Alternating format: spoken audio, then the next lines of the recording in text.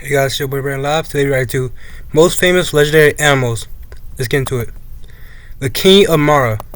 King of the Mara. On a Tuesday in 2012, a 4-year-old lion lost a piece of his face in a brutal territory battle. Most lions would have slinked away to die. He just got angry. The lion didn't die. He survived, but the strike tore open his right eyelid, leaving a I'm not gonna lie, it was a massive brutal scar.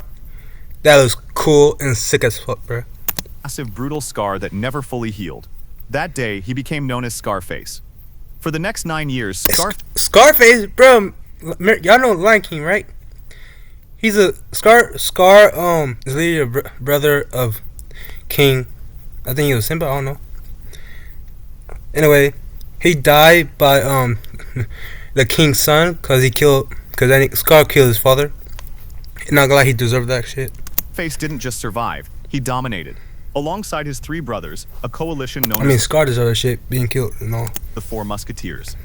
Scarface ruled a massive territory of 400 square kilometers. He defended his crown in brutal bloodbaths against an estimated 130 rival male lions, Damn, he's strong. acting as a ruthless executioner to his natural enemies. He took down an estimated 400 hyenas. He even No, Scar and the Lion King actually controls hyenas. did what most lions find impossible. He successfully fought and killed an adult hippopotamus by himself. He was the undisputed rock star of the African savanna, adored by millions of tourists. But by June 2021, the legendary king was 14 years old. He was starving, his ribs were showing, and younger, stronger males were closing in. Instead of going down in a final bloody battle, Scarface did something deeply human. Sensing the end was near, he walked 25 kilometers across the reserve, pushing past rival territories just to return to the exact spot where he was born. On June 11th at 1 p.m., surrounded only by a few silent conservationists, the most terrifying predator in the Mara lay down in the grass and closed his eyes forever. He didn't die by the fangs of a rival or the jaws of a hyena. He died of old age on his own terms, in his own home. The stationary shadow. 9 years, 9 months, and 15 days. That is how long Hachiko sat at the Shibuya station exit, staring at the crowds, waiting for a man who had died a decade earlier. He wasn't just a dog. He was a living monument to a broken heart. It started in 1924 in Tokyo, Japan. Every single morning, the golden brown Akita would walk his owner, Professor Uno, to the train station. Every evening at 3 p.m. sharp, he would be back at the gate, tail wagging, ready to walk the professor home. It was a perfect loop of devotion. Until May 21st, 1925. That afternoon, the train arrived. The doors hissed open, and the crowd poured out, but the professor wasn't among them. He had suffered a fatal brain hemorrhage while giving a lecture at the university. He was gone instantly. Damn, he lost his best friend. That's crazy. Hachiko didn't know about death. He only knew the schedule. So the next day at 3 p.m., he went back. And the day after that. And the day after that. For nearly 10 years, through freezing snow and blistering heat, Hachiko occupied the same patch of pavement. Commuters who once ignored him began to bring him food. He became a national hero, but he didn't care about the fame. On March 8th, Bro, how you gonna care about a fan? He's a dog, bro. He don't under shit. He does not under that shit. He does not understand that. 1935, the 11-year-old dog was found dead on a Shibuya street. He had finally finished his shift. Today, a bronze statue stands in the exact spot where he waited. Pancho the chimpanzee. On a quiet afternoon in 2026, Pancho the chimpanzee decided he had seen enough of his enclosure. He didn't just climb out. He orchestrated a breakout so smooth it looked like a movie stunt, paralyzing an entire city for That only happened this year. Wait, when was it? When was it? hours. Pancho lived at the Yucamari Park in Pereira, Colombia. He wasn't your average chimp. He was highly intelligent, having spent years in a circus before being retired to the park. He understood how humans worked, how locks worked, and most importantly, how to wait for the perfect moment. So they literally trained that nigga all that crap? Not gonna lie. So smart ass monkey. He had escaped once before in 2007, making it all the way to the local airport.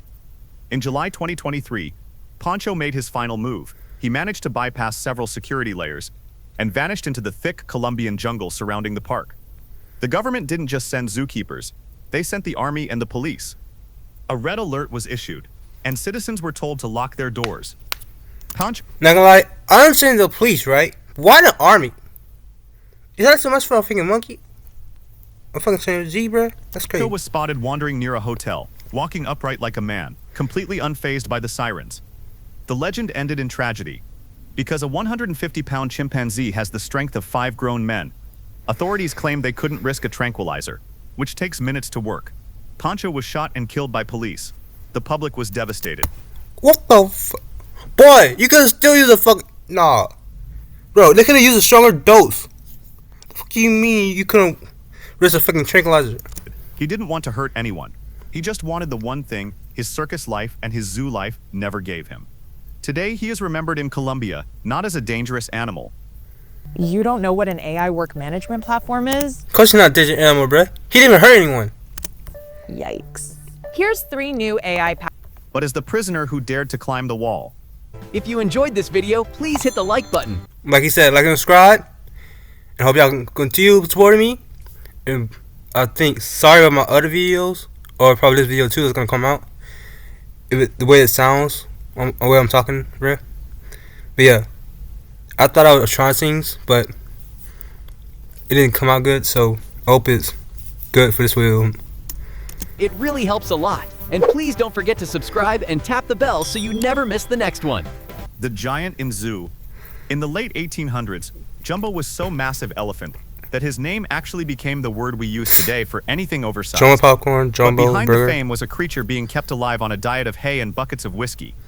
He was born in 1860 in Sudan.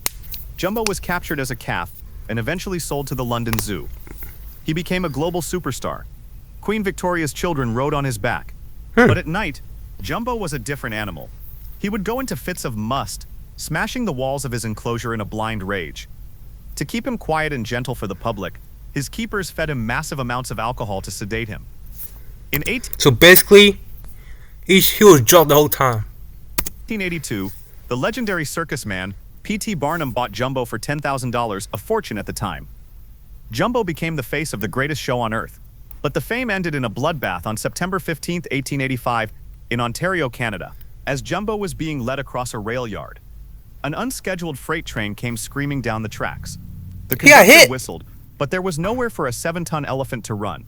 The impact was catastrophic. Jumbo didn't die instantly. He reached out his trunk to his trainer as he bled out on the gravel. He was only 24 years old, a child in elephant years. Barnum, ever the businessman, had the elephant stuffed and continued to tour the carcass for years. That nigga's messed up for that. Elvis the Crocodile. In 2011, a 16-foot saltwater crocodile named Elvis didn't just attack a maintenance crew, he decided to keep their equipment. After lunging out of the water, he dragged their $3,000 industrial lawnmower to the bottom of his lagoon and guarded it like treasure for hours. Elvis wasn't always a star. He was born around 1966 in the wild northern territory of Australia. By the early 2000s, he had become a menace in Darwin Harbor, attacking fishing boats and scaring locals. He was a problem crocodile, the kind that usually gets shot. But instead of a bullet, he got a one-way ticket to the Australian Reptile Park. He didn't calm down in captivity, he got meaner.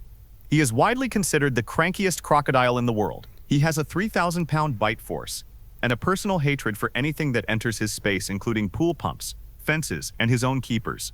During his 50th birthday celebration, he famously attacked a quarter of a cow with such violence that he performed a death roll that shook the entire park.